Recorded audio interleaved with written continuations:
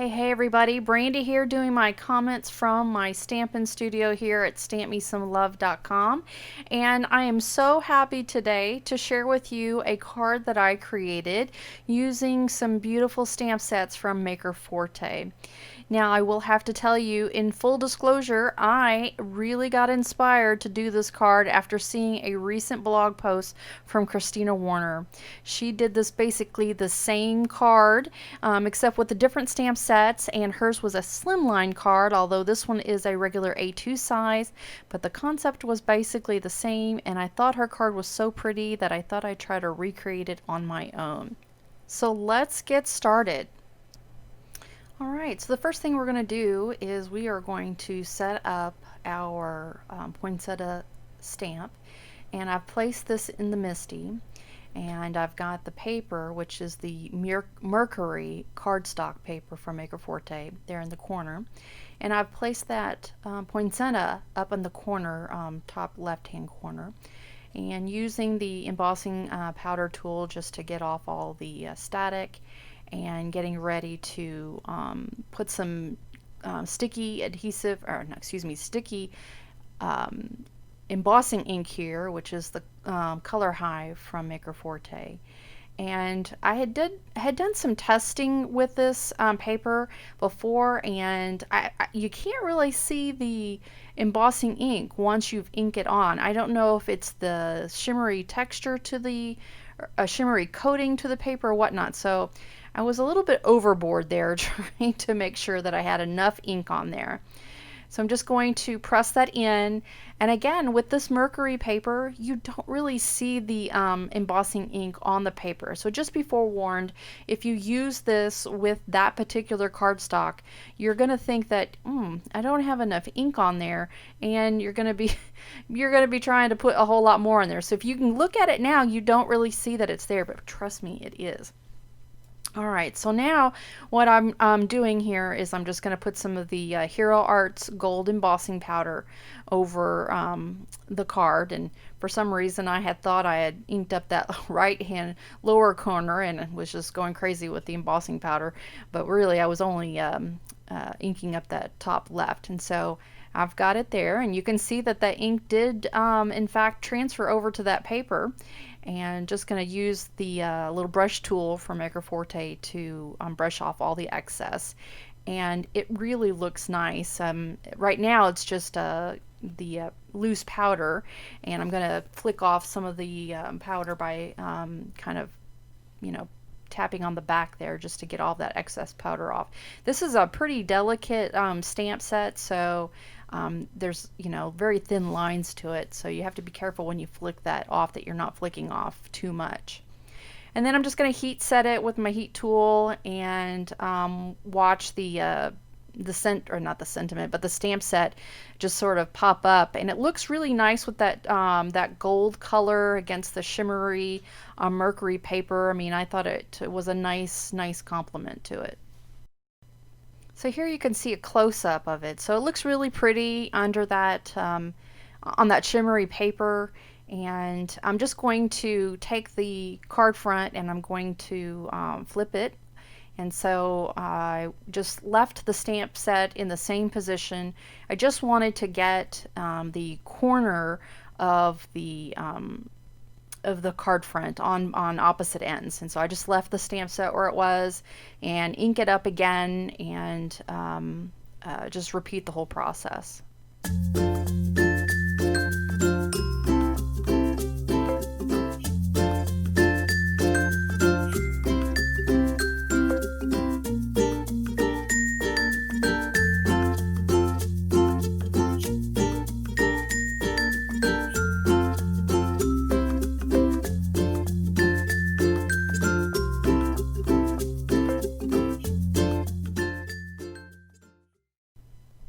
Now, if I didn't mention this before, the stamp set is also from Maker Forte. It's their Poinsettia stamp set that Syberia designed. And I borrowed one of the sentiments from the wrapped Christmas stamp set, and it says joy. Just going to line it up in the middle there and just sort of eyeball it. I wasn't too terribly concerned with it being exactly centered, but just got it in there, and I'm going to repeat the same process as far as heat embossing it, and then using that Hero Arts gold embossing powder for this particular card front.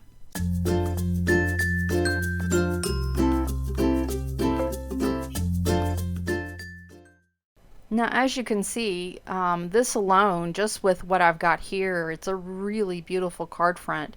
But I wanted to do a little bit more, and I saw a beautiful card created by Kristina Werner, and I've taken what she did as inspiration for this card.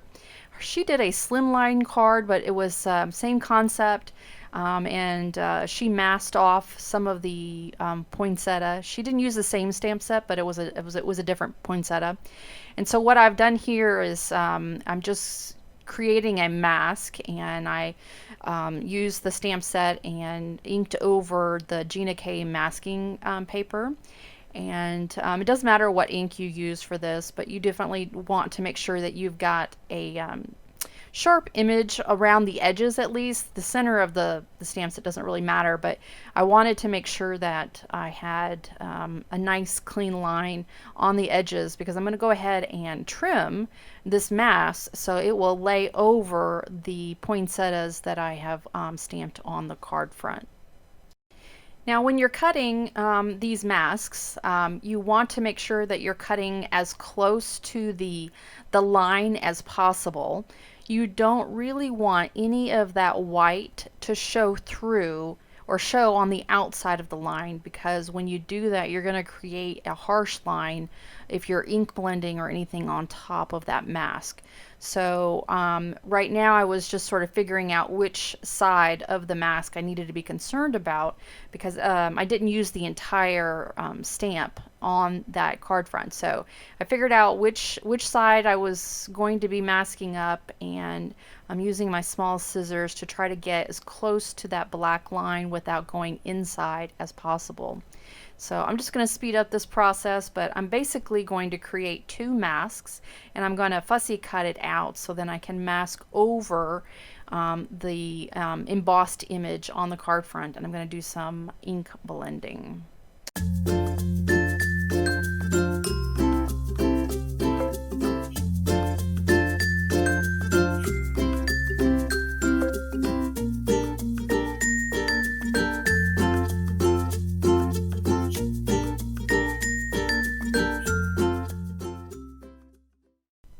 So when you're done fussy cutting the mask, you'll just want to line it up, make sure you can figure out which side needs to go on.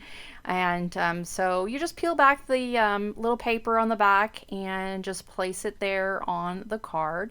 Now in this particular case, since I didn't stamp the entire image on the card front, I actually had a little bit too much here, and so I'm just going to place it on the card, make sure that it's stuck well down, and then I'm going to turn over the card and trim off the excess with my large scissors. I guess I should have thought about that, and then I wouldn't have wasted so much masking paper, but I didn't, so oh well, life happens. Alright, so just going to turn that over and use my large scissors to kind of cut that off. And the reason why I'm kind of concerned about it is because that extra piece of masking paper there has an adhesive backing to it. And I was afraid that it might get stuck to something and then pull it off the card while I was ink blending. So I wanted to make sure that all of that extra part of the image was cut off. So just doing the same thing with the other side of the card, and lining up where the mask needs to be, peeling off that paper, and then just placing it down, and then going ahead and trimming it just like I did the other side.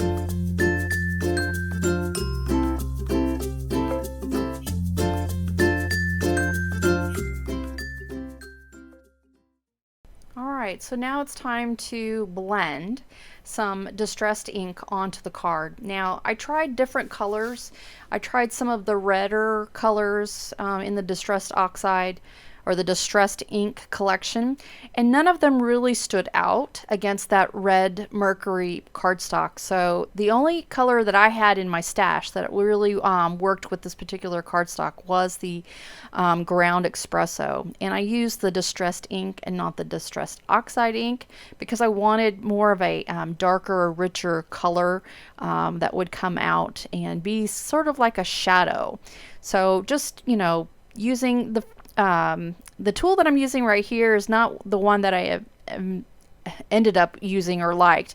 This one is the scrapbook.com with the foam blending end, and I love this tool, but this particular example, it's kept getting stuck with the masking paper, so those little bitty holes in the foam kept kind of sticking to the edges of the paper and then pulling it up a little bit, and so I found that it was a little bit more difficult to use. But as you see, as I continue through, I changed my technique, and I used one of the blending brushes that has the bristles, and I found that it was a lot easier to blend in this particular case. Typically I would have used the foam tool here for pretty much all of my blending opportunities, but I found that the blending brush was a little bit better, and so that's why you see that I'm going to be trading off my tools. So I'm just pulling it back just to see if that dark espresso ink is making a difference, if you can tell, and it sure is. And so I'm continuing on, and I realized that my little pad there was a little bit dry, and so I decided to put some re-inker into that, and then I continued on with blending that in. So you'll see here, this is where I traded tools, and I decided to go with the blending brush, and it turned out to be a lot easier. The sticky, you know, pointy ends of that mask didn't get stuck up in the brush like the foam did, so it turned out to be a little bit better. Alright, so now I'm just going to use some of my Lawn Fawn liquid glue to adhere the card front to the card base, and I used the Neenah Solar Crest paper. It's 110 pound, and I'm just sort of lining that up in the middle there. The card front size I used was 4 1/8 by 5 5/8. Just allowed a little bit of that white to come around the edges to frame it. A little bit bigger than your typical 5 1/4 by 4. Alright, so now I decided I was going to bling it up a little bit, and I ended up using these cream colored rhinestones. It's from Pinkfresh Studios. It's one of their essential jewel packs, and I decided I was going to put a few, like I think there's 3 there, in the corners where the berries would have been on the poinsettia. And I'm just sort of figuring out what size of the rhinestones I wanted. You know, these packs come with various different sizes of rhinestones, and I wanted them to all be the same. And I also really like to place the jewels down on the paper before I actually glue them down, so I can get, you know, composition wise right, and, you know, just make sure the card looks balanced. Alright, so once I decided which sizes I was going to use, I just used some Lawn Fawn glue and just tapped a little bit of adhesive down. And then I'm going to use the jewel picker tool from Maker Forte. I love this tool. It's got a kind of a waxy end on one side, and then on the other end it's got a little poker tool. So this is one of my go-to tools anytime I'm using any kind of embellishments or whatnot. It makes it easy to pick up the jewels and put them right back down exactly where you want them to be, and you're not sort of stumbling or fumbling with them. Sometimes if you've got, you know, long nails or no nails, it can be difficult to pick them up. So I really enjoy this tool, and it's pretty. It's kind of got a rainbow iridescent look to it. So just gonna go ahead and finish off the card here. I've decided to pick up few more rhinestones and just kind of strategically place them around just to kind of finish off the card. Like I said, I was totally inspired to do this card because of a recent card that Kristina Werner had posted on her blog and on her YouTube channel. I will be sure to link that in the comments or the description down below, or on the blog post that I've got this video listed, just so you can see what she did with hers. Hers was a slimline card, but basically the same concept as far as using the poinsettias in the corner and masking it off, and using some of that distressed ink to kind of create that shadow to make it kind of pop out and stand out. So her card is beautiful, and I really thank her for posting that, and it gave me the inspiration for this card right here. All right, let's get a close-up view of it. Really like the way this turned out. Thank you for joining me today. And if you found this tutorial helpful, please do me a big favor and give me a big thumbs up. Also, don't forget to hit subscribe so you get notified every time I upload a new video. Don't forget, hop on over to my Stamp Me Some Love little craft shop at stampmesomelove-shop.com, where I am selling some really cool cardstock papers that I think you'll love. Alright you guys, life happens, I comment, stamp me some love, and I'll see you in the next video.